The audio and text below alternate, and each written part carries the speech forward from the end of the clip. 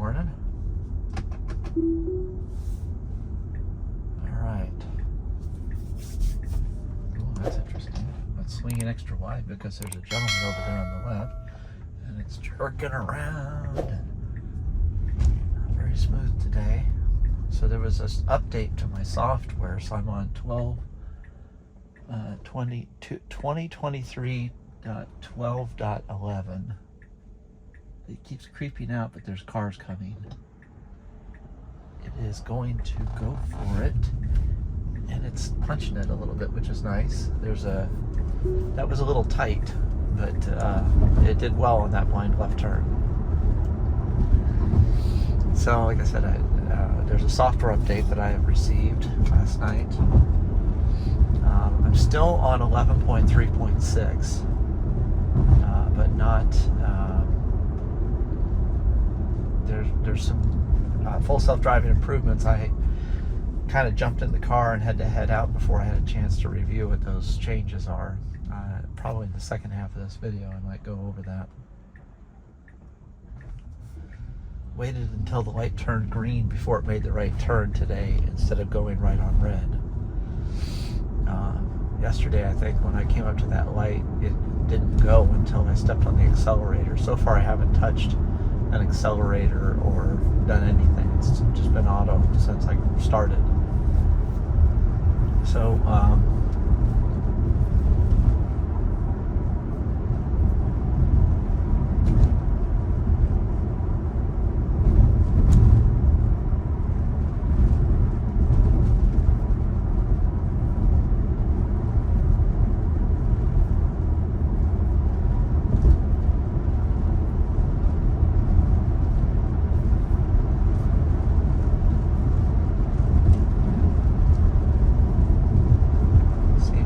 relatively smooth today in the lanes.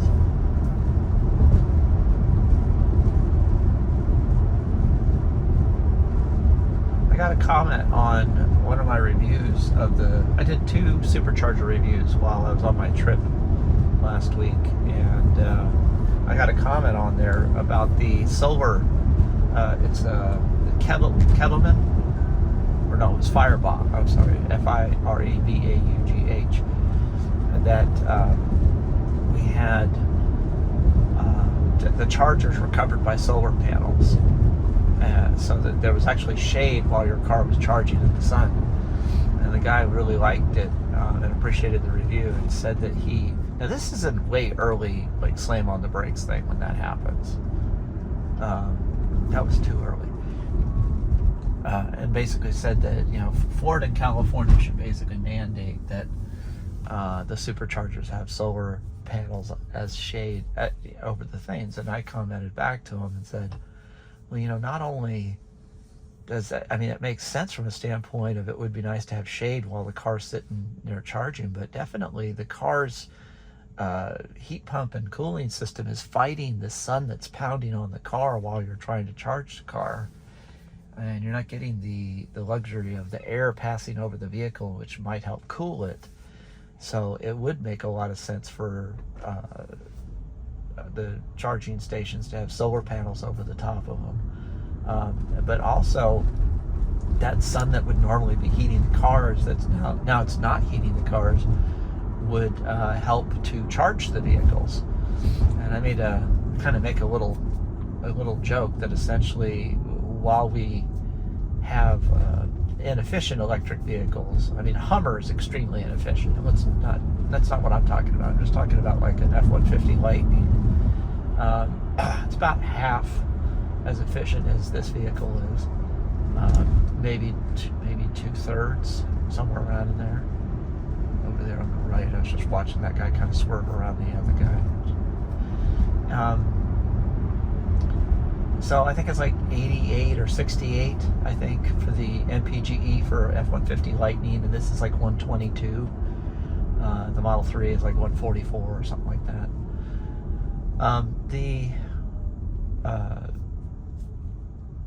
It doesn't matter how inefficient your vehicle is when you charge from home if you have solar panels on your roof. Because technically the sun that would destroy the roof of your house, that's basically going to cause the roof of your house to wear out, is now being turned into energy to propel your car down the road. It's kind of been my little joke about EVs in a way, is to take the sun's destructive force and turn it into a productive force, essentially.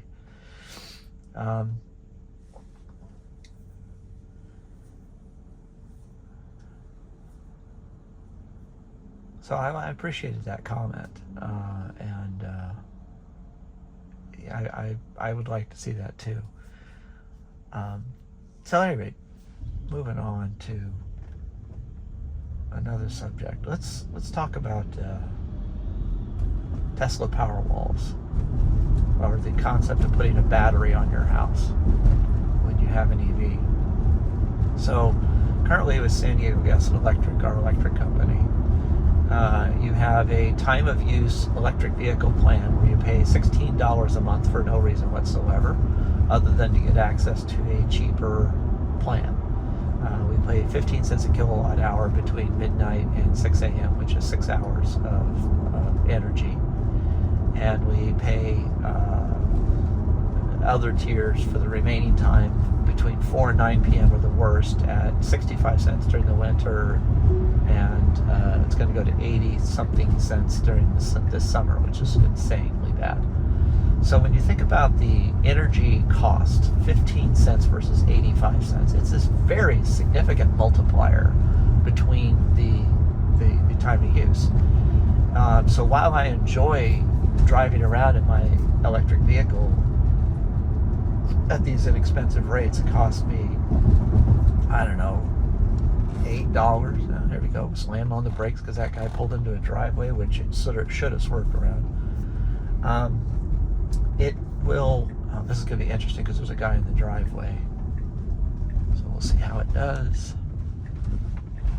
It did very, very, very well. Very well. It did a nice, confident turn through that, into that driveway. Let's see how shaky she is today going in here. Not too bad. Relatively smooth. Do not park next to that car. All right, we're going to just take over at this point. I'll continue the discussion of Tesla Powerwalls and the energy cost in the next part of this video.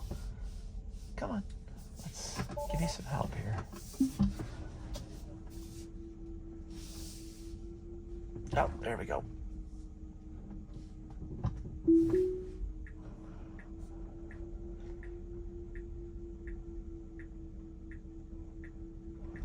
Yeah, I could have made that turn. No.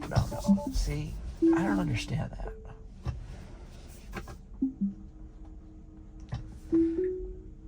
I could have made that turn. I don't understand why Autopilot or parking can't make that turn. It just feels like it doesn't turn it hard enough.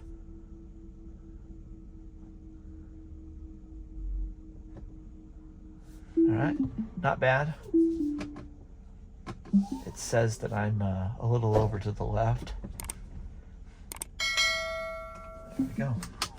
All right, guys, talk to you how to do this, but I'm going to do this. So if I go in here, for instance, and I say Chase to go over here, what it'll do is while the pin is inside of the parking lot where the building is, the navigation will navigate me on the street and stop there with full self-driving. So what I have to do is end the trip, and I have to go over to that location here, and then I have to tap it.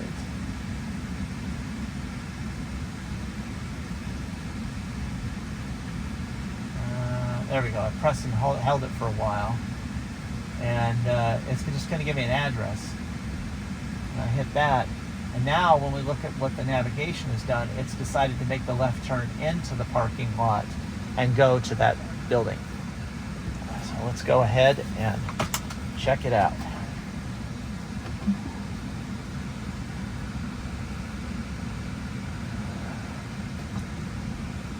So we were talking about the Tesla, or we were talking about Tesla Powerwalls and energy costs here in California with San Diego Gas and Electric. So, well, now I reacted and hit the brake there. I didn't feel like the full self-driving was going to stop and let this guy out of his parking spot. So I slammed on the brakes myself. That was a note for the team to read. So what I was going to say is the energy in California through San Diego Gas and Electric, we're looking at a difference of 85 cents a kilowatt hour between 4 and 9 p.m. for the summer, and 15 cents a kilowatt hour for between. There's a lot of cars zipping by here and some people walking. Let's see here, that guy's going to walk in front of me. You can see him there. You can see all the cars going by here. Unfortunately, full self-driving decided to drive in the middle here. Now it's trying to pull out, but again, now it's blocking traffic almost. It should be able to go now. You can see the cars here. It's cautiously going. It's kind of hesitating just a little bit, which isn't bad. Not as smooth as I would be. Pulled out a little bit more there than I would be comfortable with. All right, back to the energy thing. And I'm just sitting here waiting for it. Now it's going to creep forward for visibility, and if it can go, it's going to go. And I did not hit the brakes this time. It pulled out into the street, which should scare the driver in the right lane. It scares me. It's clear in the right lane, but it did not like the fact that there was a car in the middle lane, so it hesitated a little bit more. I'm not looking at the screen here. I was looking at the cars, had my foot hovering over the brake just in case. So I don't know what happened, but I don't know what it thought here. I mean, but it did it. It did it on its own. I didn't hit the brakes. I didn't hit the accelerator. That was a complicated right turn. Now back to the energy story. So there's a big margin, essentially 70 cents a kilowatt hour for your electricity if you can figure out how to arbitrage your electricity usage. Meaning, if I can charge up a battery at 15 cents a kilowatt hour, and then I can expel that energy during the 85 cents a kilowatt hour, I save 70 cents a kilowatt hour, ideally. Now, there's a guy on YouTube that could probably explain, that talks about the actual mathematics of everything. He would probably explain that there is some loss in energy. You're not going to get 1 kilowatt in the battery, 1 kilowatt out of the battery, that there'll be some percentage loss as you charge the battery and discharge the battery. At any rate, that aside, we'll just go with the ideal statistic. So I'm not going to pull out a calculator and do the math. You can do the math yourself. But basically, a Tesla Powerwall costs about $10,000 for the first one. I think it's about $18,000 for 2 and like $27,000 for 3 or something like that. It's like a pretty good deal once you get above 1. And you need about 3 to be able to run, 2 to 3 to run an air conditioning unit or 2. Again, you can talk to Tesla about it, etc. So the idea of using the Powerwall without solar panels, essentially, is where you're pulling the energy from the grid at night, charging your battery, and then during the day you're using it for your more expensive electricity, so that you are able to stay off grid during the day, essentially. There's was just an announcement a couple of days ago that Tesla has a grid disconnect that I think they're getting approved by the electric companies now. And this grid disconnect will also allow the Powerwall to put energy into the grid that will handle, so Tesla can control taking you off the grid and putting you on the grid. And that's another thing that the Tesla Powerwall is pretty good at, is transitioning back and forth between grid and non-grid. It wants to get over, and there's a car in my blind spot that's kind of slowing down, but not slowing down enough. So we're slowing down more. There we go. So that's an interesting way to try to use the battery, instead of just as a battery backup for your house, but on a daily basis, use it to cut your electricity cost. On top of that, you can put solar panels on, and then you're basically paying a lot of money for solar panels, but you're getting free electricity from the sun. All right, here's an Autopilot full self-driving problem. It knows it's going to make a right turn. All right, it's right there. I'm making a left and a right. It should not be picking the inside left turn lane. It should be picking the outside left turn lane in this case, especially since it knows it's making an immediate right turn. Otherwise, it's got to cut across or slam on the brakes and wait till the people on the right go by. There's nobody over there right now. And I'm at a conflict a little bit because I feel like it's safer to be in the inside lane when you make left turns as opposed to a car drifting into you. But now we have a car in the outside left turn lane. So we'll see how this goes. So anyway, I don't know if I can finish this thought about the Powerwall or not, but got a guy crossing the street. So the idea is essentially that you could put in these Powerwalls. You pay $27,000 for 3 of them, and then you get like 30% tax credits back or tax refunds or something like that. So you really only pay about $16,000 out of pocket. You finance it, whatever you need to do, equity out of your house. The Powerwalls are warranted for 10 years. What's it going to do? It is going to cut in front of this guy. Holy shit. And it's going to slow down. I have to hit the accelerator. Pardon my language. Not bad, but I still had to hit the accelerator because that was just freaking rude, quite frankly. And now I look like a friggin' idiot. Oh my God, seriously? All right, do you think you're at our destination? You must think you're at our destination. My first time doing this, by the way. All right, I will continue this when I return from my errand. We're back. By the way, at some point, there's an update to the full self-driving where it should start being able to full self-drive go backwards and forwards. I don't even know what that means yet, but I would assume that means that I can start in my driveway and hit the thing and it'll go in reverse. All right, here we go. Another parking lot adventure. Oh, there's some people over there, but we're going to stop. Okay. All right. We're going to stop 20 feet before the stop sign, blocking anybody from driving down this aisle. We're going to sit here and nurse this brake pedal. Sorry. And it's just sitting here shaking. And I gotta hit the accelerator. There's a car right there. I didn't look and see him there, but I know that he's there because of the thing. Oh, and then we're just gonna blend over to the right here. And it's a right turn on red. There's traffic coming from my left. You can see them on the screen there. You can see them on the screen there. These guys are all turning right into the driveway. Technically, I should be able to go, and the guy behind me is probably going to honk in a second. And we should be clear to go. Let's go. All right. Wants me to tug on the wheel while it's turning the wheel. Again, not the best time to be asking me to tug on the wheel. All right, so we're going into the left turn lane. So I had to give it a little accelerator back at the stop sign, and I had to give it a little accelerator to go on that right turn, I think. Whatever I said before. Most of my attention is on the dangers while I'm full self-driving. I'm paying attention to the cars around me, and I'm trying to read the temperature of the drivers around me. In that I'm looking for, am I doing something that's going to make them a little hostile? Like when we pulled into the driveway, the car cut that one car off. I don't like that. I think that's a horrible way to drive. It should have stayed in the outside of the left turn lane when it went, but all in the name of science.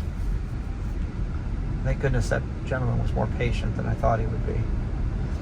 And then in that right turn on red, I can't fault FSD for being more cautious than aggressive, because if it makes a mistake when it's aggressive, the mistake could be not necessarily fatal, but more like it could be expensive and time consuming.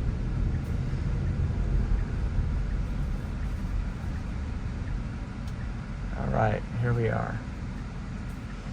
So back to the Tesla Powerwall story. So like I was saying, you can buy the batteries, charge the batteries, get more battery than you need, and then that way, when you hit the summertime, you'll have enough energy to run your air conditioner. But for the big thing, it's like if you're not at home between 4 and 9 p.m., it doesn't matter. If you happen to be one of those people that has a job or is always out between 4 and 9 p.m., it's not a big deal. And also, so like I said, it's an opportunity to energy arbitrage, where you basically can use the cheapest electrical rate to run your life. I estimate that it could save me potentially a couple of $1,000s a year in electricity, because we use a lot of electricity, not just for charging the cars, but just in general. So,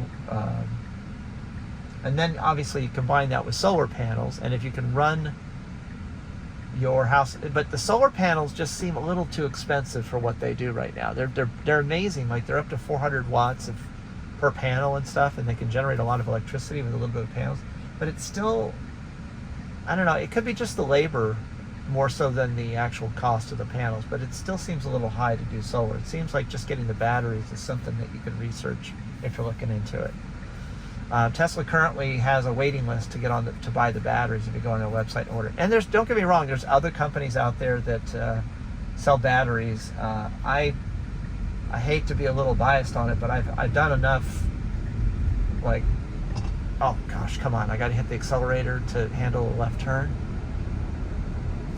Okay, back to this thing. I've done enough research to know that I feel like, it's like there's this old saying, if you buy IBM, you won't get fired.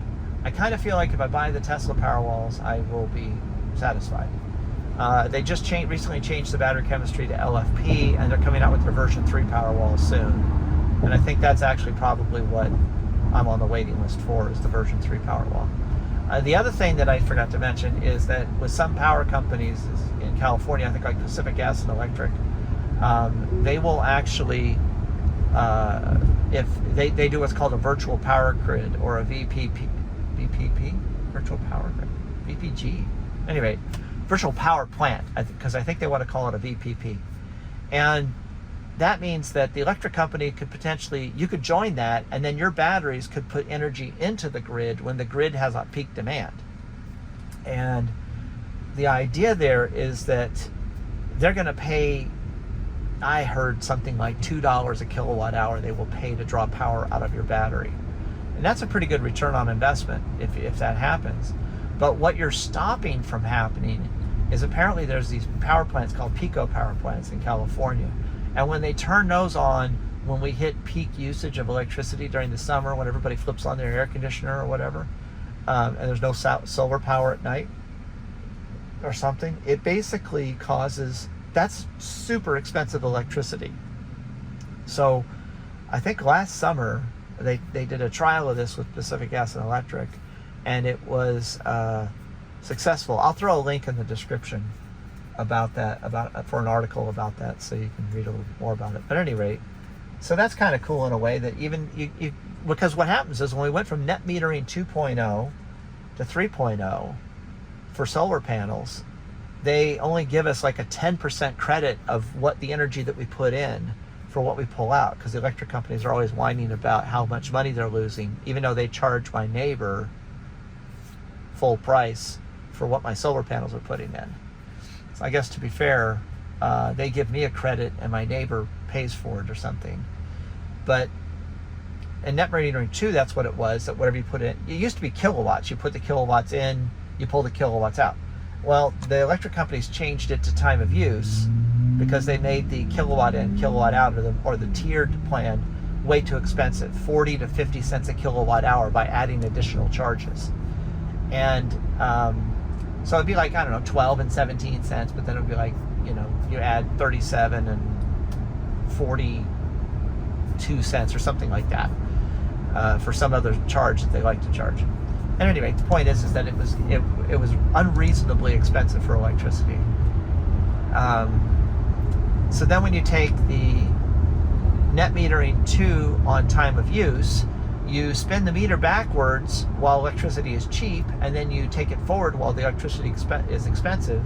So if you take the 44 cents versus 80 cents, let's just round it to 50%, you are getting you get a let's just make it an easy number, you get a 5-cent credit towards your 10-cent expense.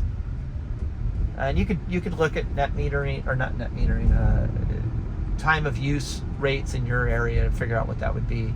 Mostly this is a California problem. So by using so basically solar panels under net metering 3, which is if you sign up today after if you sign after April 1st or signed after April 1st, you're screwed. You're in net metering 3. And so the solar panels have lost value from that standpoint because of the meter spinning backwards. And the only way solar panels are valuable is if you have batteries on them. And then you're more valuable to the electric company because you can put energy into the grid. At any rate, that's the story of Powerwalls. And again, you can throw whatever company you want into it. For now, that's it. Have a nice day. Like and subscribe. Please comment below if you have any suggestions for topics or anything, or questions. Thank you.